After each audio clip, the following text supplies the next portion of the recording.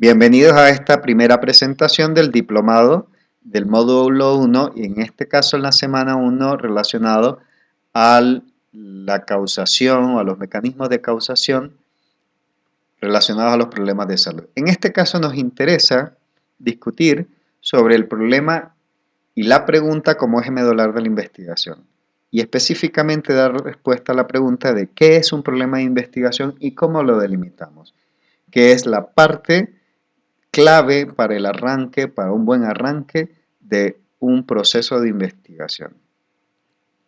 Pues bien, veamos que el planteamiento de un tema de estudio y la descripción clara de lo que se propone conocer, probar o resolver mediante la investigación es la clave para iniciar un buen proceso de investigación. Si queda desde el inicio claro qué queremos investigar y cómo lo vamos a hacer, pues hombre, el resto del proceso es mucho más fácil desarrollarlo. Pues bien, primero, ¿qué es un problema de investigación? Porque hay diferencia entre lo que es un problema de salud, un problema de atención a la salud y un problema de investigación en salud. Un problema de investigación de salud hace referencia habitualmente a la búsqueda activa de aspectos relacionados a la solución de un problema. Es decir, en este caso, podríamos hablar de la investigación como un proceso de búsqueda de alternativas de solución a un problema investigado. Por ejemplo, cuando comparamos la eficacia o la efectividad de diferentes fármacos para curar una enfermedad o de procedimientos para curar la enfermedad. O cuando comparamos diferentes procedimientos o formas de organización del trabajo dentro de un ámbito laboral para dar solución a un problema de atención, garantizando aspectos de calidad durante este proceso. También el proceso de investigación puede involucrar la clarificación de los mecanismos implícitos en la causación o la génesis de un problema. Es decir, puede ser objeto de la investigación clarificar los mecanismos bioquímicos, fisiológicos, metabólicos o genéticos involucrados en la génesis o aparición de un problema.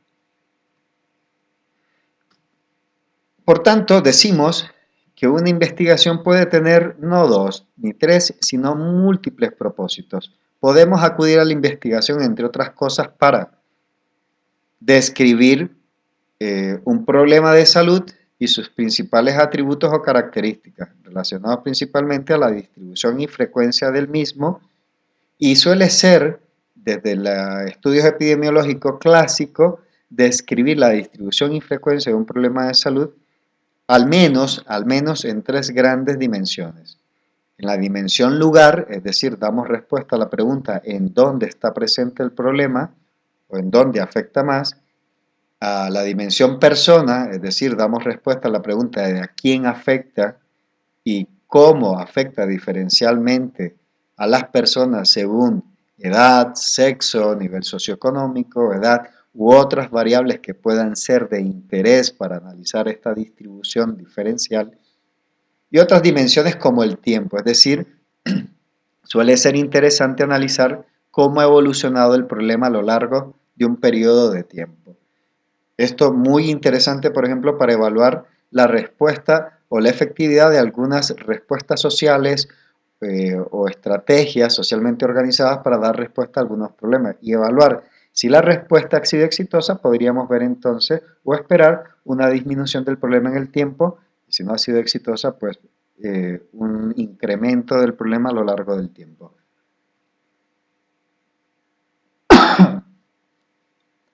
Nos sirve también la investigación para dar luz sobre los mecanismos de causación implicados en la génesis del problema, es decir, cómo se produce o cómo se reproduce socialmente, ¿no?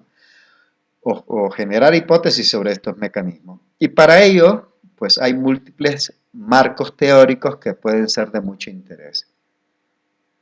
Entendiendo por marcos teóricos aquellos modelos explicativos a los cuales podemos acudir para generar hipótesis acerca de los mecanismos de causación o la forma en que las variables que estamos analizando están interrelacionadas o relacionadas directamente al problema. Dentro de los mecanismos o de los marcos teóricos a los que podemos hacer uso en la investigación biomédica, perdón, en la investigación científica, están entre otros, por ejemplo, el marco teórico de factores de riesgo. Para ello tenemos que tener claro qué es un factor de riesgo y cómo se estudia. Pero también hay otros marcos teóricos interesantes, como el de determinantes sociales o el de determinación social, el enfoque biomédico, el enfoque sociológico, enfoques sistémicos, modelos ecológicos, entre otros. Cuando uno ya tiene tiempo de estar trabajando en investigación y ha, hecho uso de varios de estos modelos teóricos, lo que se da cuenta es que cada uno de ellos propone matices diferenciados, matices muy específicos o muy propios de proponer, perdón, propone matices muy específicos de cada marco teórico sobre cómo interaccionan las variables para producir estos problemas de salud o cómo se entiende que estas variables interactúan entre ellas y en diferentes niveles para producir y causar enfermedades.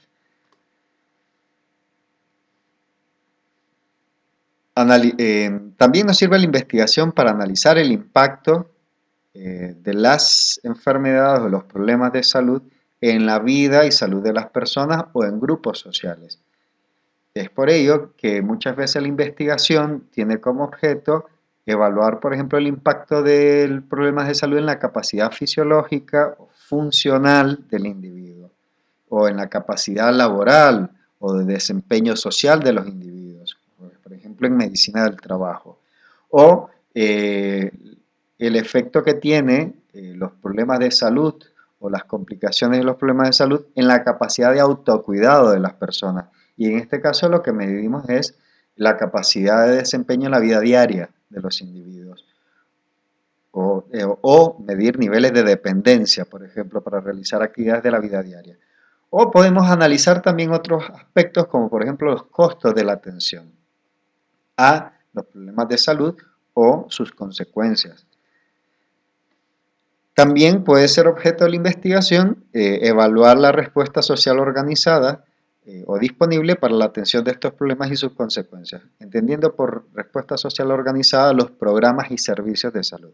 En este caso, por ejemplo, puede ser de mucho interés desde el campo de evaluación de servicios y programas de salud. Suele ser aspectos de interés, por ejemplo, la evaluación de la calidad de la atención, de la accesibilidad, de la utilización de servicios, de la efectividad de procedimientos o técnicas de tratamiento o análisis de la eficiencia de las mismas. Por tanto, para realizar un buen proceso de investigación, lo que proponemos es que tenemos que desarrollar las siguientes etapas en el proceso de elaboración del protocolo de investigación. Primero, la formulación de la hipótesis y de las consecuencias contrastables empíricamente frente a los datos. ¿A qué hace referencia esto? Bueno, formulación de la hipótesis es clarificar claramente qué es lo que queremos investigar, ¿no? ¿Qué es lo que queremos investigar y qué es lo que se sabe acerca de los factores o determinantes relacionados al problema, ¿no? Y cómo se ha investigado y qué se sabe acerca de los mecanismos de relación entre las dimensiones de análisis. Vean que esto corresponde al terreno de lo teórico todavía, es decir, en esta parte es necesario que el investigador se documente arduamente sobre, en relación al problema o a la situación que quiere investigar, que documente cómo se ha investigado, cómo se interpreta el mecanismo de causación, qué es lo que dicen diferentes investigadores, qué es lo que está sobre la mesa en discusión y desde los diferentes marcos teóricos que puedan estar trabajando en relación, digamos, a la explicación de los mecanismos de causación del problema, cuál es el que va a escoger para realizar su investigación. Esto lo vamos a ver más claramente en la segunda parte de esta presentación. Una vez que estos elementos están claros, qué voy a estudiar, cómo y a través de qué prisma o marco teórico lo voy a estudiar y por tanto qué variables son las que voy a analizar, la epidemiología nos propone una serie de herramientas y estrategias para desarrollar la investigación. Es decir, la epidemiología nos propone cómo desarrollar un plan de investigación a través de diferentes diseños o estrategias de recogidas de datos y clarificar a través de qué instrumentos y estrategias hacer la recolección o procedimientos. Y una vez que esto ya lo tenemos claro, pues hombre, vamos directamente al proceso de recogida de datos y una vez que lo hemos recogido, a tratarlos estadísticamente, es decir, a generar las análisis de frecuencias, de estimación de medidas de tendencia central o de dispersión, que desde un inicio hayamos dicho que son necesarias a generar para dar respuesta a las preguntas inicialmente planteadas. Ese campo es el campo de la bioestadística, el campo de tratamiento de lo numérico. Y es la bioestadística la que nos permite entonces, de una forma organizada, responder de forma numérica a las preguntas de investigación. Eso a través de la generación de contrastes de hipótesis y estimación de medidas de efecto, que esto es lo que veremos en el módulo número 2. Una vez recogida la información, por tanto, la bioestadística lo que te permite es generar una serie de datos que luego el investigador tendrá que analizar, eh, generar conclusiones y generalización de los resultados a partir de estos datos, pero teniendo en cuenta siempre el marco teórico utilizado para la investigación. Bueno, todo este proceso que estamos desarrollando lo vamos a tratar de clarificar en este módulo. ¿Qué es esto del terreno teórico? ¿En qué me ayuda la epidemiología, la investigación? ¿Y qué aportes tiene la bioestadística para la investigación? Comenzaremos con el aspecto de la delimitación del problema de investigación. Como habíamos dicho, esto es función del marco teórico seleccionado para el desarrollo de la investigación. Marco teórico es para nosotros el razonamiento utilizado para explicar la variabilidad de formas de expresión del problema definido, sus causas, sus consecuencias y las formas de intervenirlas efectivamente. De todo esto dan cuenta, digamos, los marcos teóricos.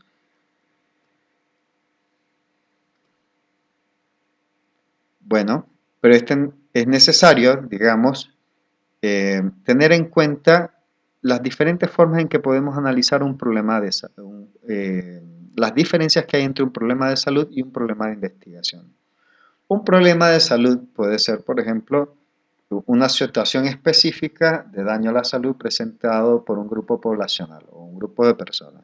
En este caso, por ejemplo, proponemos que el problema de salud puede ser que en una unidad hospitalaria en un periodo específico se registra una alta incidencia de problemas de infecciones de heridas quirúrgicas, ¿no?, que son potencialmente prevenidas. Bueno, aquí estamos ante un problema de salud.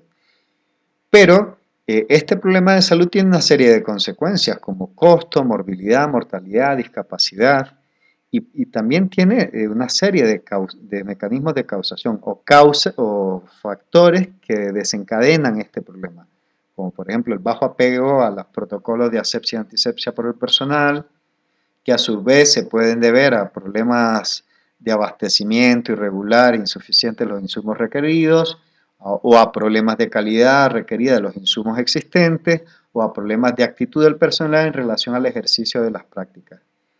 Y ahora, cada uno de estos elementos analizados o causas de segundo nivel puede deberse además también a causas de tercer nivel, por ejemplo, los problemas de abastecimiento, que es lo que estamos señalando acá, pueden tener a su vez origen en problemas relacionados al presupuesto solicitado versus el asignado, es decir, por ejemplo, solicitamos abastecimiento por un total de 100.000 pesos, pero nos aprueban solamente 50.000, pues eso tiene directamente un impacto en el abastecimiento regular de estos insumos. O la entrega a distiempo del presupuesto también tendrá un efecto en la forma en que el abastecimiento se genere.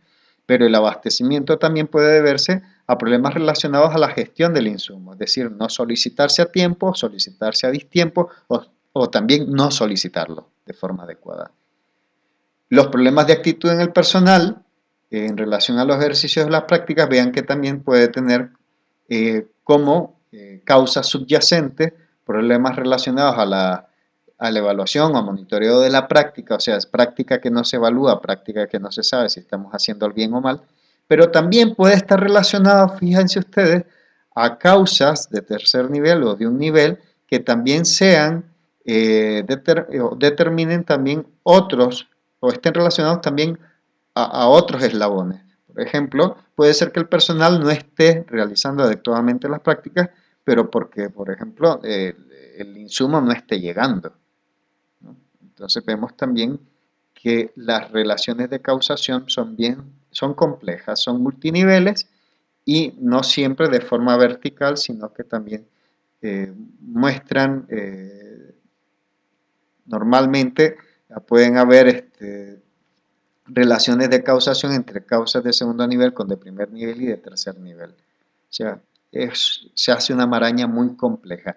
Y esto es lo interesante de analizar en cada contexto. En cada contexto, aunque esto podríamos decir que son factores de riesgo al bajo apego, en cada contexto la forma en que estas causas de segundo y tercer nivel aparecen pueden ser diferenciadas. Puede ser que dos hospitales tengan el mismo problema de bajo apego, pero en uno principalmente el problema sea relacionado a la gestión del insumo y al presupuesto, y en el otro no tengan los problemas ni de gestión ni problemas relacionados a la gestión de insumos ni al presupuesto, pero sí tengan problemas relacionados, por ejemplo, a la motivación por parte del personal de salud.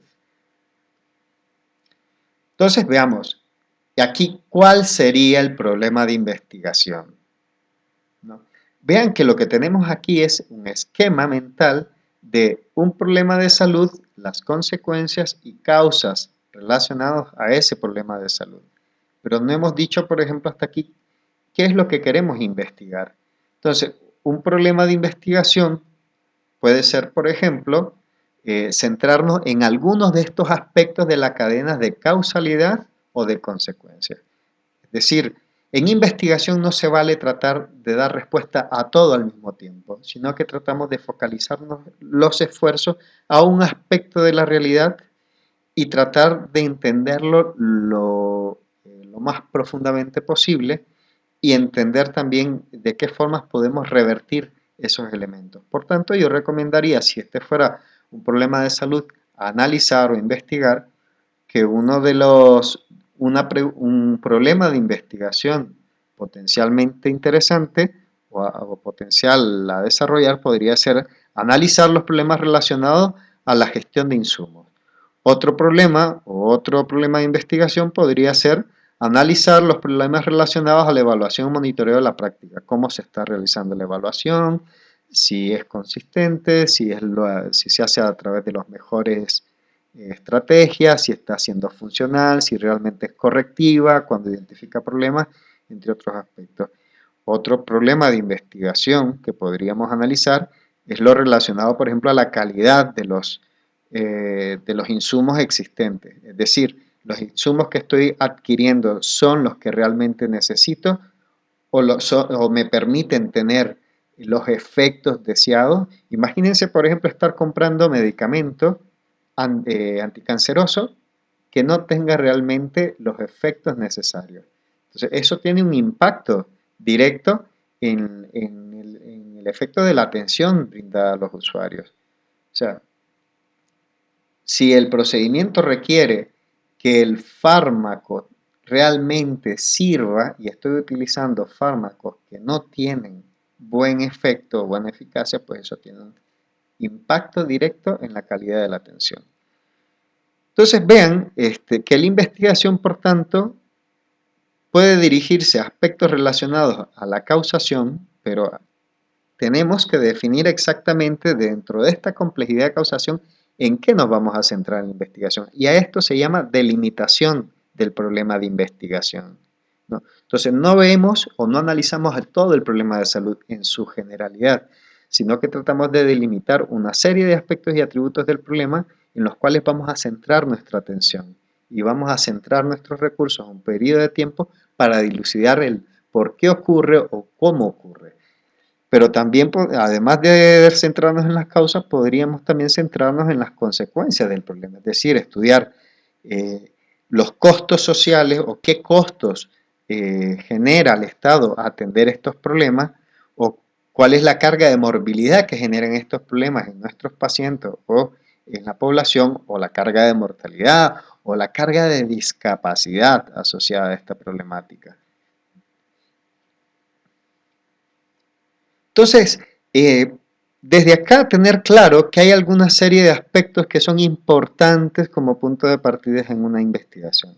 El primero es identificar claramente el problema o fenómeno de salud o relacionado a la atención de la salud que se desea abordar en la investigación. Segundo, elaborar un mapa conceptual o diagrama que permita resumir los siguientes aspectos: los elementos, atributos o componentes que integran la situación analizada, es decir, la red de causación, causas y efectos asociados al problema de salud a analizar, y las relaciones de causalidad, determinación, riesgos o consecuencias. Esto es un buen punto de partida siempre. Y si esto lo tenemos claro y podemos hacer un buen mapa mental, posteriormente siempre será más fácil identificar, bueno, de todo esto, ¿qué quisiera yo investigar en este momento? ¿O para qué sería bueno? ¿O a qué quiero dedicarle tiempo? ¿O qué aspecto de estos eslabones sería el más importante de atender inicialmente en una investigación? Y aquí es necesario tener cuenta de que una vez que delimitemos el problema de investigación, hay que definir claramente el marco teórico desde el cual lo quiero abordar. ¿Por qué? Porque existe una relación entre el episteme o la forma en que entiendo el problema con la forma en que puedo seleccionar para estudiarlo y las formas plausibles de utilizar para intervenirlo. Es decir, vamos a encontrar siempre esta relación de episteme, ontología y praxis.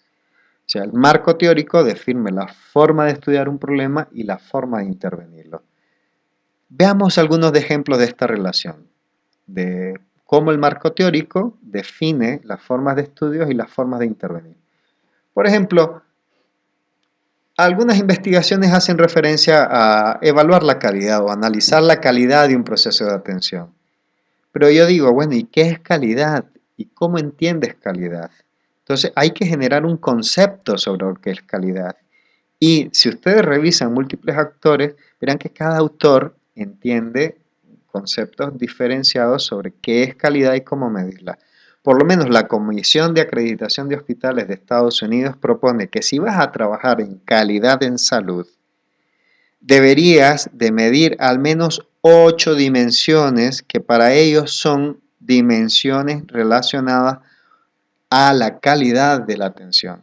¿Cuáles son estas dimensiones propuestas por la Johns Hopkins y que casualmente, bueno, no casualmente, son las mismas 8 dimensiones que se trabajan en la del programa de acreditación de hospitales? Pues bien, para ellos, calidad de la atención hace referencia a la medición de las siguientes 8 dimensiones: competencia técnica, acceso y rapidez de los servicios. Competencia técnica hace referencia a que el personal que dice que va a desarrollar determinado procedimiento se verifica que realmente sea capaz de desarrollarlo, ¿no? Otro es el acceso y rapidez de los servicios, es decir, que no se retarde más de lo necesario la entrega de un servicio. Entonces hay unos rangos de tiempo para definir si un servicio se entrega de forma oportuna y eficaz.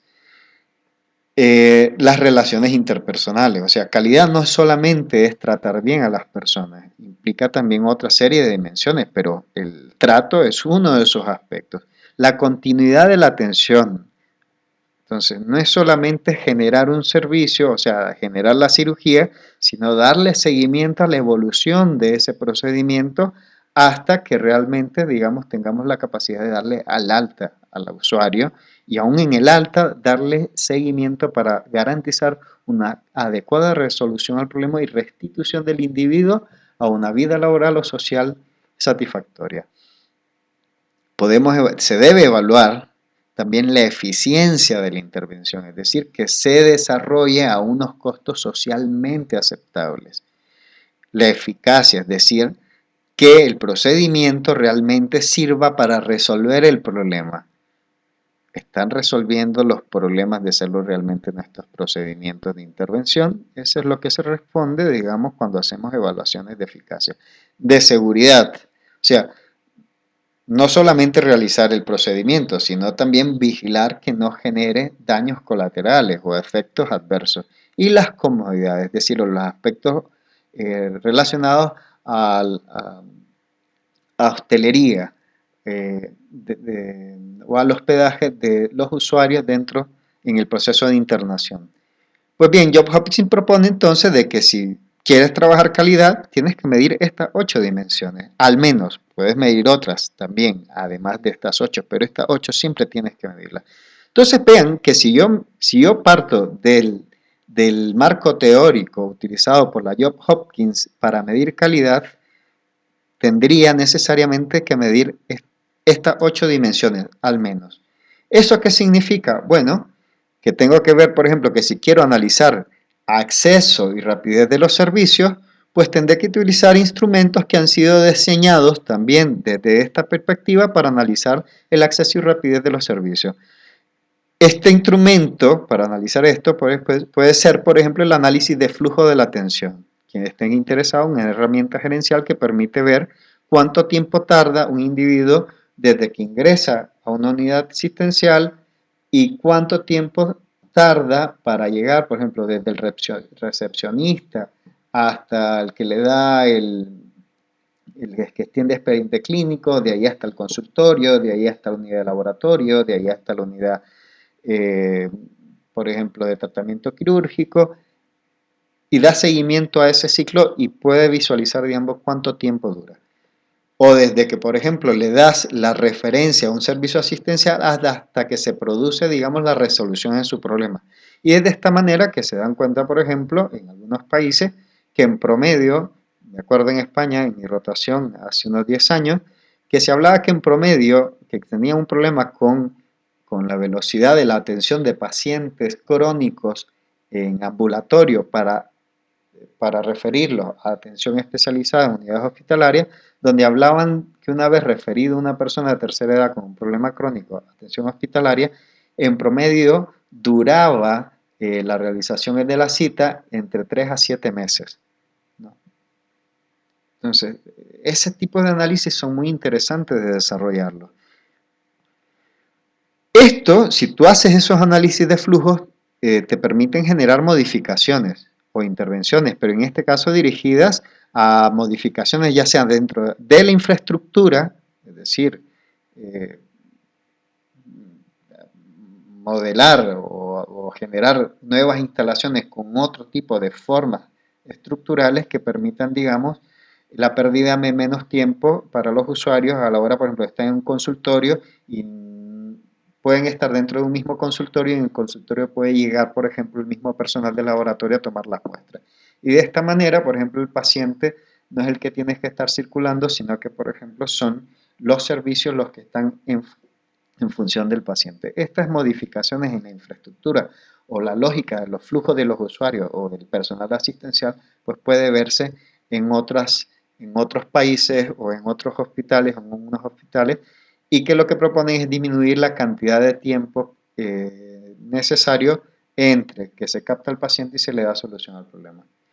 Pues bien, un problema específico requiere entonces de instrumentos específicos validados. O sea, para cada una de estas dimensiones existen instrumentos específicos a utilizar y que permiten intervenciones específicas a desarrollar. Si quiero trabajar relaciones interpersonales, entonces tengo que ver cómo es que Job Hopkins define relaciones interpersonales y qué herramientas se desarrollan desde esta perspectiva para analizar las relaciones interpersonales. Por ejemplo, encuestas de calidad de trato. ¿Y esto qué es lo que permite? Pues trabajar en algunas dimensiones, como por ejemplo, si me sale, por ejemplo, que el maltrato es debido, digamos, a las situaciones de estrés por parte del personal asistencial, pues estrategias de manejo de estrés, como puede ser, por ejemplo, el coaching, procesos de sensibilización, talleres, etcétera.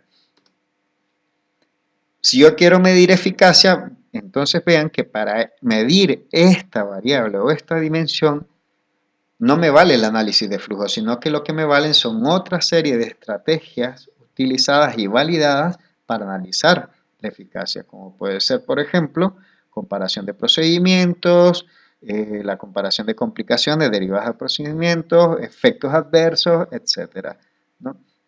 Y para cada una de estas dimensiones, pues hay que analizar qué instrumentos se han utilizado para dar respuesta a estas medidas o dimensiones de interés. Y esto lo que nos permite como intervención es adecuación a la normatividad, adecuación a los protocolos, a las guías de prácticas clínicas o a procedimientos de atención. Entonces vean, de esta manera trato de identificar la relación entre episteme o el marco teórico, las formas de estudio y las formas de intervenir. Si ustedes parten desde el concepto de calidad utilizado por otro autor, probablemente te salen otras dimensiones y verás que ese grupo de autores ha utilizado tal vez otras herramientas, otros instrumentos, pero que son ad hoc a las dimensiones que estos autores proponen analizar para esta variable.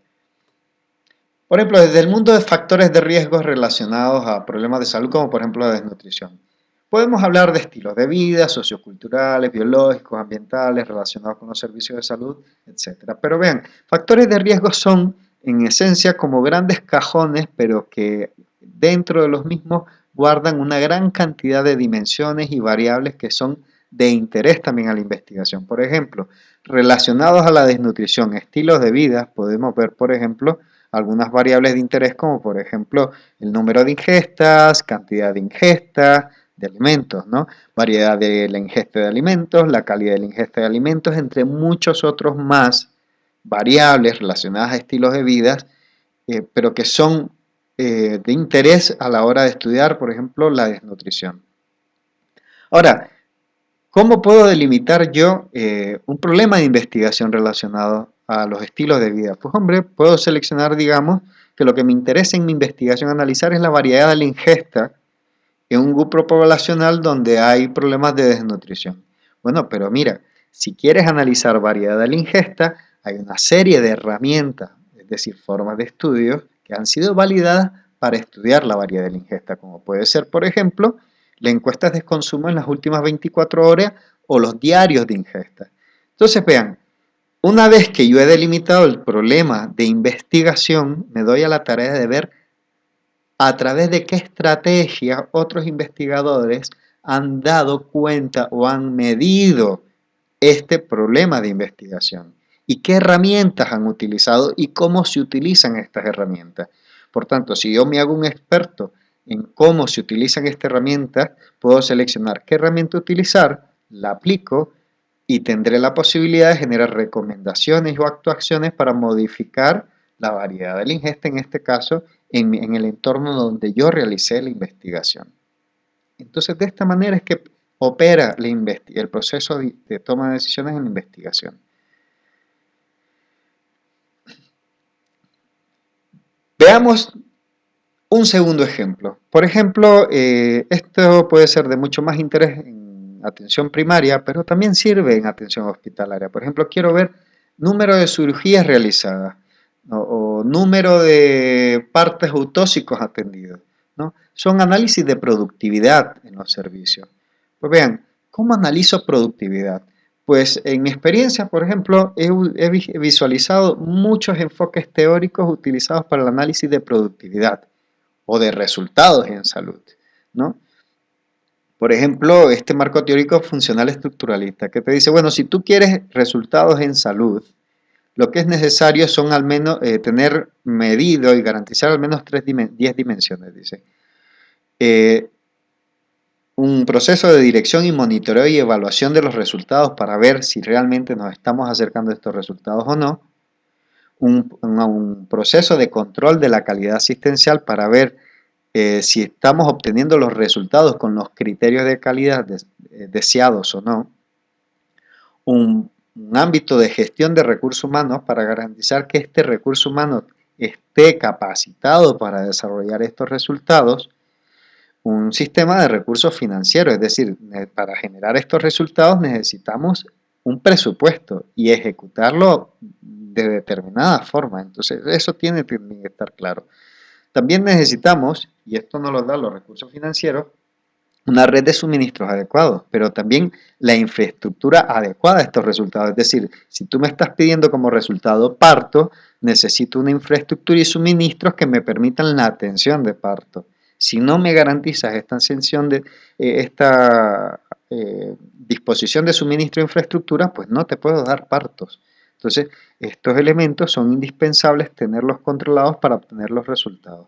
Además, me tienes que definir un espacio de población, es decir, a quién le tengo que dar estos servicios y si son 10 embarazadas, entonces yo te puedo dar tantos resultados, ¿no? Y el equipamiento adecuado. O sea, si no tengo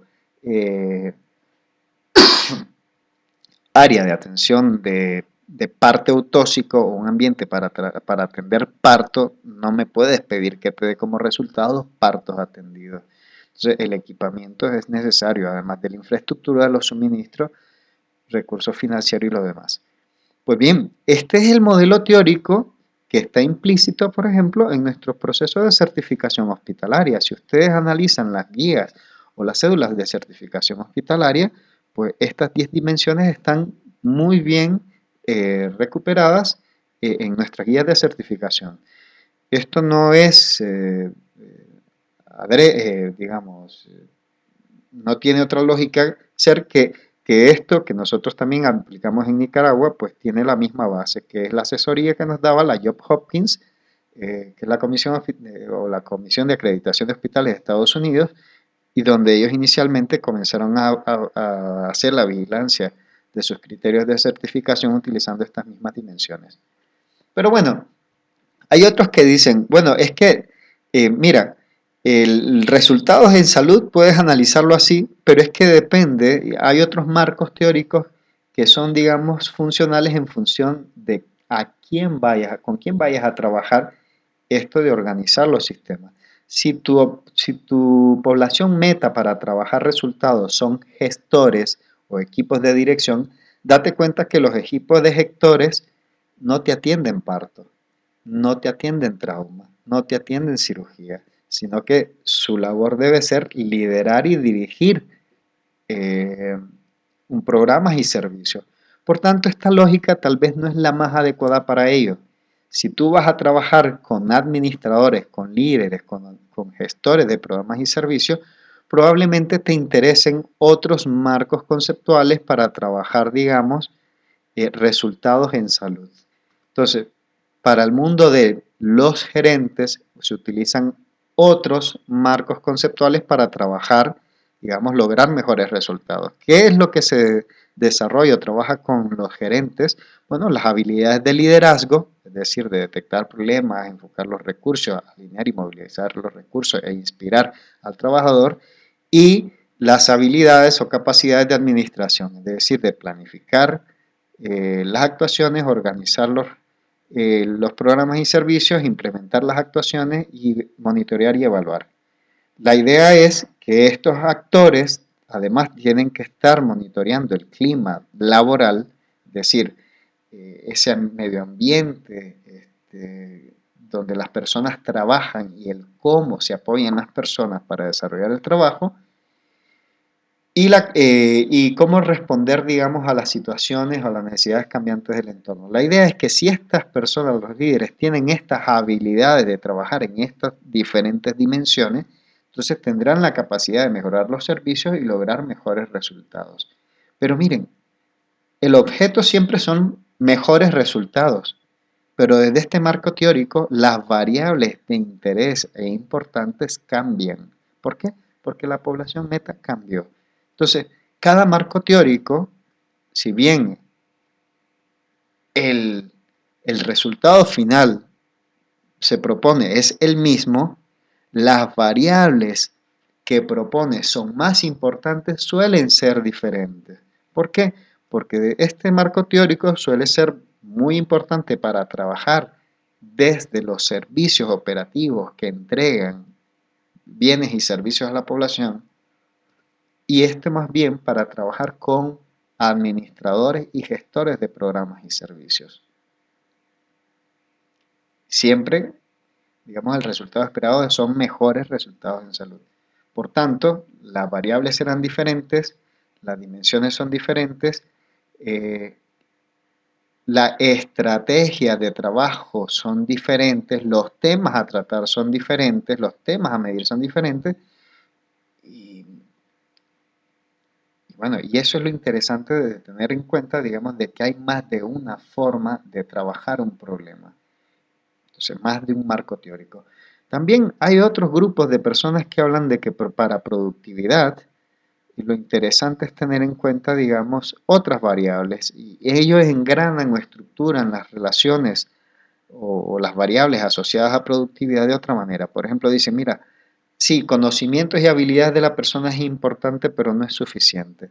Además, debes de trabajar el aspecto motivacional. La persona puede saber mucho, pero si no está motivada para implementar estos conocimientos y desarrollar las habilidades, pues es que no vas a tener buena productividad. Entonces, vean cómo ellos, esto de motivación ya me había salido antes, pero me había salido como una subdimensión de alguna variable. Aquí ellos no, la ponen en un aspecto central. Dicen, es que motivación no me lo trates como algo que no es tan importante. Le vamos a dar una importancia muy grande acá de este enfoque, ¿no?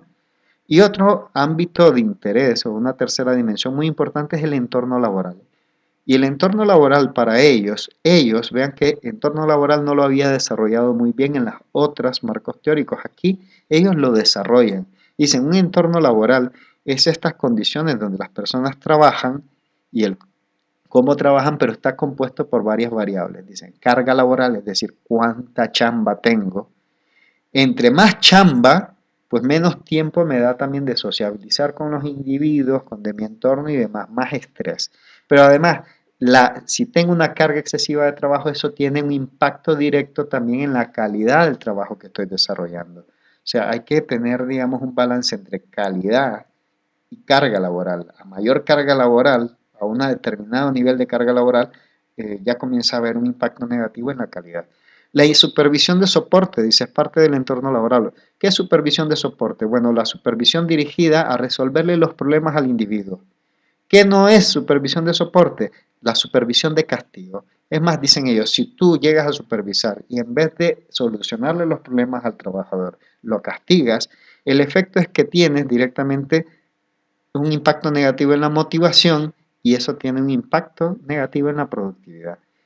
Suministros y equipamiento. Es que si no me das ni el suministro ni el equipamiento necesario, o nuevamente no puedo hacerte o desarrollar la productividad deseada. Y estos aspectos, vean, desde esta dimensión, desde este modelo teórico propuesto por Jaskiewicz y Wanda, pues ellos entienden así las dimensiones que están directamente relacionadas a la productividad en un servicio de atención.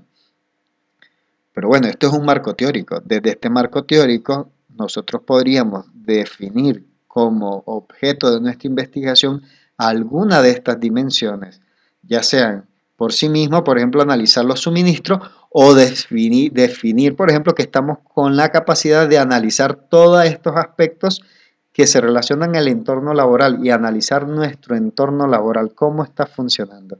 Pero bueno,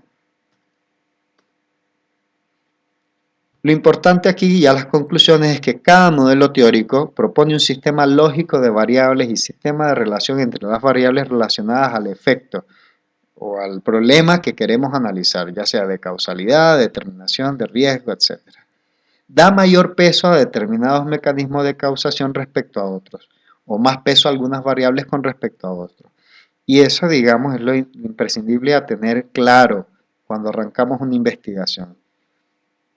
Cada marco teórico, por tanto, no es que no esté hablando de aspectos diferentes. Cada marco teórico es como una linterna diferente que está alumbrando una pared. Entonces, cada marco teórico lo que pasa es que nos da luz sobre una parte de la pared a expensa de oscurecer el resto. El problema de la investigación es, hombre, como cada marco teórico propone una serie de variables de interés, pues yo tengo que delimitar primeramente el marco teórico que voy a utilizar, qué dimensión es la que voy a analizar y por tanto ya sé que no puedo dar cuenta de toda la realidad, sino que estaré dando cuenta o dando luz sobre un aspecto de la realidad. Entonces son las múltiples investigaciones que se hacen sobre esta realidad lo que nos dará luz realmente sobre qué es lo que está trabajando, qué es lo que está pasando alrededor de los problemas. Entonces, muy bien, estas son las etapas de la investigación científica que trataremos de desarrollar partiendo así desde plantear bien el terreno teórico del cual vamos a partir. En la próxima sesión, pues ahondaremos un poquito más sobre este proceso de delimitación del problema de investigación y cómo lo realizaremos.